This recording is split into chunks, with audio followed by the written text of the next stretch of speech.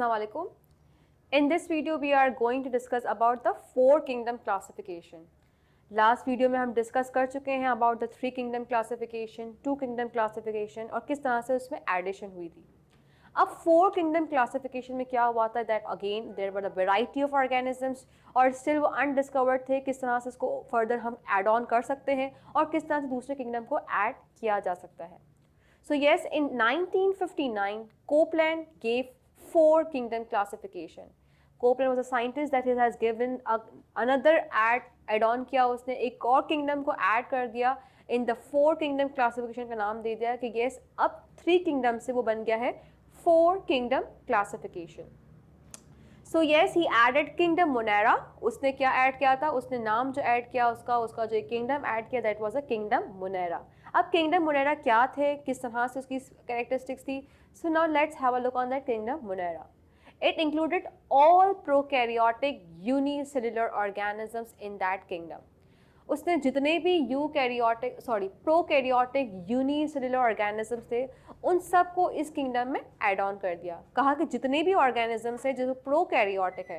So what are prokaryotes we have discuss in detail कि that those who don't have a proper nucleus और don't have a membrane bounded nucleus. Nuclear material तो present उसके अंदर का, पर एक membrane bounded nucleus present नहीं था, तो हमने कहा था they are known as prokaryotes.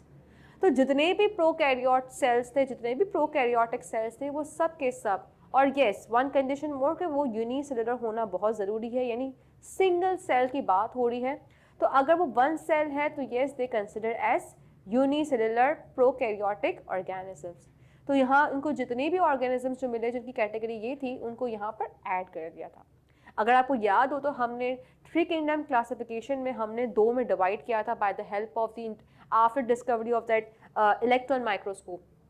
तो हमने कहा था जब यहाँ पे जो है वो प्रोटिस्टा को डिवाइड किया था, lower protista and higher protista, जिसमें लोअर प्रोटिस्टा में हमने सारे यहाँ पर प्रोकैरियोट्स को ऐड कर दिया था और हमने हायर प्रोटिस्टा में सारे यूकैरियोट्स को ऐड किया था. तो आप सिंपली कॉन्सेप्ट समझ लें कि यहाँ पर उन्होंने क्या किया है कि उस कैटेगरी को हटाकर जो लोअर प्रोटिस्टा थे उन सब को निकाल के यहाँ पे किंगडम Monera में ऐड कर दिया और कहा कि अब वो जो आपने कैटेगरी बनाई थी उस किंगडम के अंदर, अब this category is actually consider as a single whole kingdom. तो बहुत बड़ी बात थी कि प्रोकैरियोट्स को एक अलग किंगडम कंसिडर कर दिया गया. और इसकी एग्जाम्पल मेनली आपको क्या मिलती है, बैक्टीरिया एंड साइनोबैक्टीरिया, जिसमें हमने उस लास्ट टाइम डिस्कस भी किया था, they are also known as blue green algae. तो साइनोबैक्टीरिया एंड बैक्टीरिया जितने भी तरह के बैक्टीरियाज हमें अर्थ पे एग्जिस्ट होते हैं उन सब को उठाकर इन्होंने कहाँ ऐड कर दिया, किंगडम Monera में ऐड कर दिया. तो this was a very big achievement in the classification, in the taxonomy, कि यहाँ पर क्लासिफिकेशन के अब आहिस्ता आहिस्ता और हम मॉडिफाई होते जा रहे हैं और उसकी क्लासिफिकेशन, उसकी सिमिलैरिटीज़ और डिफरेंसेस को देख के उन्होंने और फर्दर ग्रुपिंग्स कर दी है. सो येस, अब हम कह सकते हैं कि हमारे पास 4 किंगडम आ गया है. Kingdom animalia, kingdom plant, kingdom हमने कहा protista, and now the 4th kingdom is kingdom Monera, right. So हमने 4 किंगडम्स को अभी हमने देख लिया कि डेवलप हो चुका है.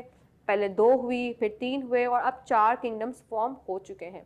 तो yes, this 4 kingdoms again we have discuss कि हाउ दे आर क्लासिफाइड और उसकी बेसिस पे इसको अलग कैटेगरी में ऐड ऑन कर दिया. एंड जितने भी बैक्टीरिया हैं, जितने भी अदर दूसरे बैक्टीरियाज हमें मिलते हैं like cyanobacteria, they all consider as another kingdom और because of the presence of the, और हम कहते हैं because of they are consider as prokaryotic organisms.